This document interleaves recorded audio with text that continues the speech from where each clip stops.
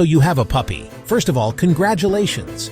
You've brought a little ball of fluff chaos and unconditional love into your life. It's amazing. It's also a lot. They have so much energy. So much energy. You've probably looked at your little furball bouncing off the walls at 6 a.m. What this dog needs is more friends and a bigger place to run. A place that isn't my living room. Well, you are in luck because that place exists. It's called Doggie Daycare, or a dog park. It's basically a giant, glorious, non-stop party for your dog, and you get a few hours of peace. It's a win-win, people. Imagine it. A place where your puppy can live its best life. They can chase balls. They can wrestle with a golden retriever named Gus. They can splash in a little pool. They can do all the dog things they dream of doing while you're trying to have a serious Zoom meeting.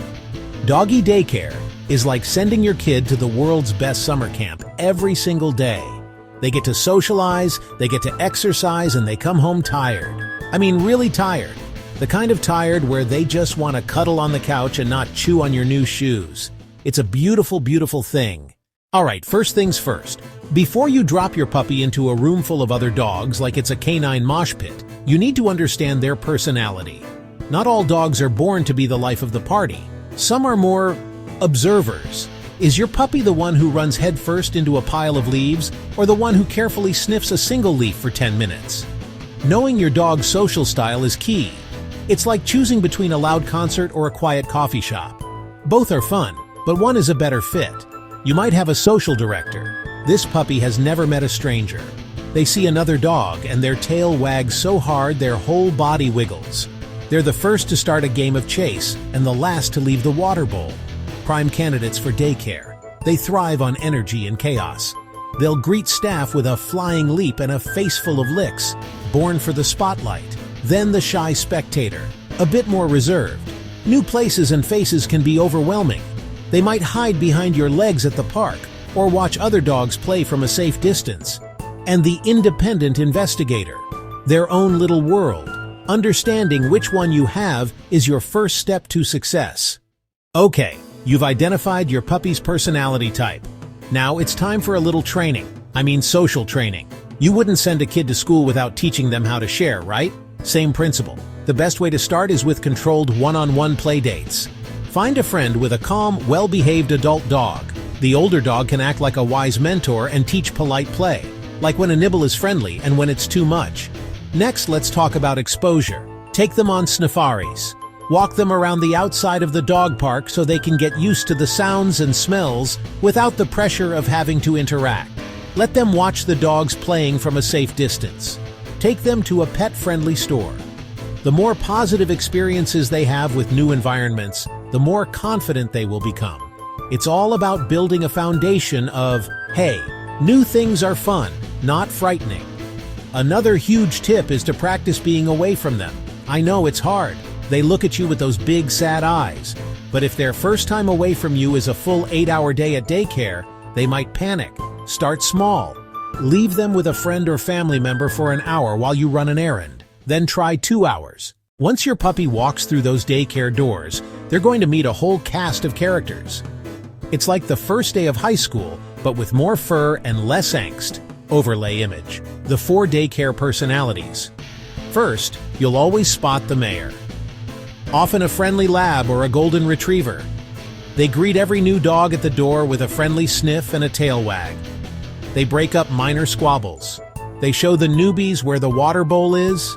The mayor is the glue that holds the entire playgroup together.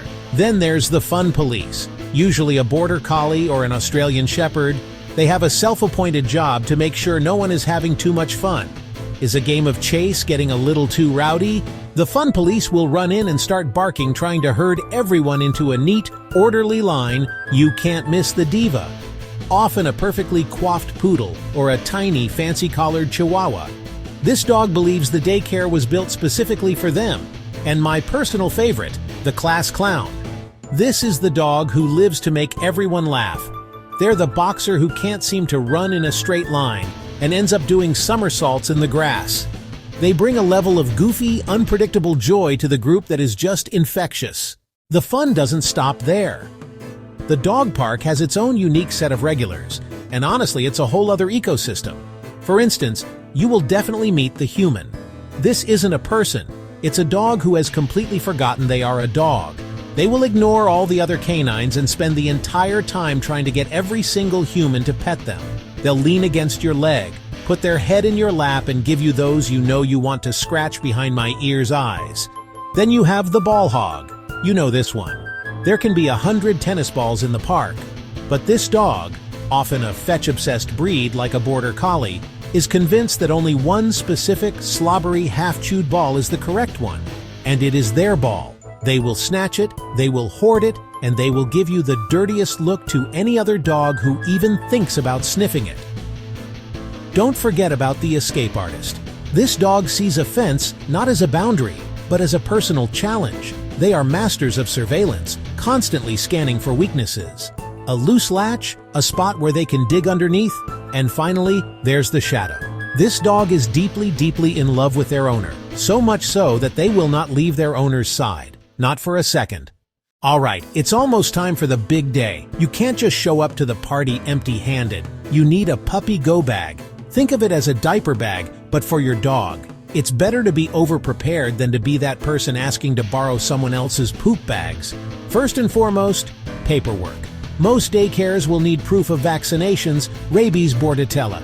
Keep copies of these in a waterproof folder in the bag. It's boring, but it's the most important thing. No shots, no service. Next up, the essentials. Poop bags. Pack more than you think you'll need, always. You never know. A leash and a collar or harness with clear ID tags. Now for the fun stuff. If the daycare allows it, pack a small, clearly labeled lunch or some special treats for your pup. Some dogs have sensitive stomachs or allergies, so having their own food is a great idea. Just make sure you write your dog's name on the bag in big, bold letters. A comfort item, like a small blanket. You are now officially ready to pack for your puppy's first day of school. The morning of the first day has arrived. You might be more nervous than your puppy, and that's okay. They can sense your energy, so take a deep breath. Be cool. Project an aura of calm, happy confidence. Before you even get in the car, take your puppy for a nice long walk. Let them get some of that frantic morning energy out. A tired puppy is a less anxious puppy. It also gives them a chance to go to the bathroom. When you arrive at the daycare, keep the drop-off short and sweet. I know you want to give them 1,000 kisses. Tell them you love them. Say that you'll be back soon. Tell them to be a good boy or girl. But a long, drawn-out, emotional goodbye can make your puppy think something is wrong. It can build up their anxiety. The best thing you can do is hand over the leash with a smile. Give them a quick happy, "See you later, pal," and then walk away. It feels tough, but it's the kindest way to do it. Trust the professionals. The staff at a good daycare are experts in dog body language. When you pick them up, get ready for the best reunion ever. They will be so excited to see you, and they will be so tired. The ride home will likely be very quiet. After a few visits, you'll start to see a magical transformation. The first day might have involved some nervous whining or hiding, but soon, something will click. You'll know it's working the second you turn onto the street where the daycare is. Visual. Dog with head out the car window, ears flapping, staring at the Doggie Daycare sign. They'll start whining, an excited, "Are we there yet?" kind of whine, tail wagging like a helicopter blade. They'll know exactly where they're going and can't contain their joy. It's the best feeling. Drop-offs get easier and easier. Instead of coaxing, they'll be pulling you toward the door. They'll barely give you a backward glance as they run to greet friends. Don't take it personally. It's a good thing. They feel safe. They feel happy. They feel confident. They have their own little social life now. They have best friends. Maybe a little crush on a poodle or a favorite wrestling buddy. You're just the chauffeur to the best party in town. You'll notice positive changes at home. Well-exercised, well-socialized, more well-behaved. Energy that chewed your furniture is now chasing pals. They'll be calmer, more relaxed, more content. A wonderful journey from a nervous newbie.